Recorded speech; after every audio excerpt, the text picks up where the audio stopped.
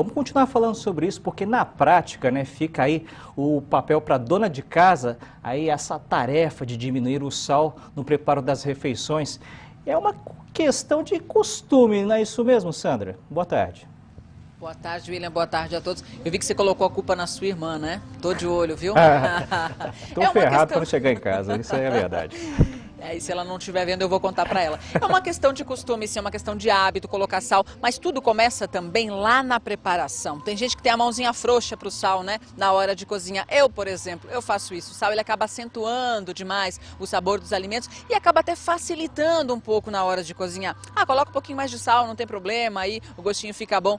É aí que começa o perigo. Bom, ninguém melhor para explicar para a gente como corrigir isso do que uma nutricionista. A gente está aqui com uma, a Adriana, ela está aqui com a gente. Adriana, vamos começar falando o seguinte: o que esse sal em excesso acaba provocando no nosso organismo quando a gente come ele com todo esse alimento? O problema maior é a hipertensão, né? Hipertensão arterial, que é um problema de saúde pública, que cada vez mais as pessoas têm pressão alta, com isso pode ocasionar AVC, né? O infarto, são doenças que podem ser ocasionadas pelo consumo excessivo de sal. Tem como cozinhar sem o sal? Moisés, já mostra aqui, ó. Olha só, ela vai dizer que tem, claro, por isso que ela trouxe isso aqui, ó. Tem como cozinhar sem esse sal aqui, usando tudo isso aqui?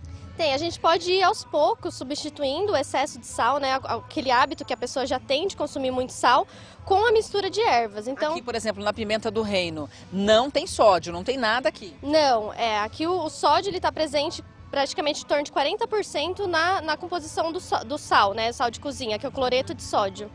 Mas aqui no restante não, é tudo puro, é tudo natural. São naturais, ervas naturais. Você falou que dá pra gente fazer o seguinte, uma mistura bem bacana, colocando um pouquinho de sal pra não tirar ele 100%, que a gente não consegue a princípio, né? Dá pra fazer uma mistura bacana. Como é que é o nome dessa mistura? A gente pode preparar um sal de ervas. Como é que prepara o sal de ervas? Vai falando, já vai fazendo pra gente ver. Então a gente pode pegar uma quantidade equivalente de sal. Então aqui eu vou preparar uma colher de sopa de sal, que tem em torno de 13, 14 gramas. Tá bom. E aí a gente vai colocar equivalente a que dê uma colher de sopa com a mistura de ervas, né? Então a gente coloca um pouquinho aqui de manjericão, um pouquinho de salsa desidratada. Vai que eu tô fazendo o papel de assistente aqui. O orégano. Pimentinha. Pimenta em pouquinho, quantidade menor. Se a pessoa não quiser, ela não coloca, né? Não, isso vai muito do hábito, do que a pessoa está acostumada a consumir. Aqui nós temos o alecrim. O alecrim é um pouquinho forte, né? O alecrim não é, né, todo mundo que gosta, mas assim, a gente pode fazer essa mistura com o tipo de ervas que a pessoa está acostumada. Tá certo. Agora aqui, ó, a gente viu, eu posso cozinhar e temperar com isso. Isso, a gente pode fazer essa adaptação, aí é só misturar. Essa receita, ela pode ficar armazenada em torno de 3 semanas. Então, num potinho fechado. Agora sim, ó, aqui tem coisinhas maiores, elas podem atrapalhar um pouquinho. O que eu faço para deixar mais fininho? A gente pode bater no liquidificador ou no Aqui milho. a gente trouxe. Ele não funciona, tá, minha gente? Ele não tá ligado na tomada. Isso aqui é mentira, só para vocês verem o liquidificador. Então é só colocar no liquidificador e ligar. Isso, e se a pessoa não tem o hábito de consumir a erva, não gosta de ver a erva, ela pode bater no liquidificador, vira uma coisa homogênea, né? E aí ela vai colocando aos poucos na comida. Não coloco água, nada, lógico.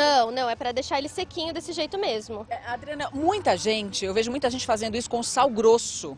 Daí bate bem para moer. Pode? Pode fazer também. Tá? O sal refinado, ele perde um pouco os nutrientes que já era do natural dele. Então o sal grosso, ele vai conter um pouquinho mais de nutriente. Eu posso utilizar no lugar do sal refinado. E aí, como que eu vou tirando aos pouquinhos? Então o cuidado que você tem que ter, por exemplo, se eu uso para temperar um alimento com uma quantidade assim de sal sozinho, eu vou substituir exatamente por essa quantidade de sal de ervas. Eu não vou colocar mais do que isso, senão não adianta nada. Muita gente usa aquele sal colorido, o rosa, o preto e infinitas cores que eu já vi.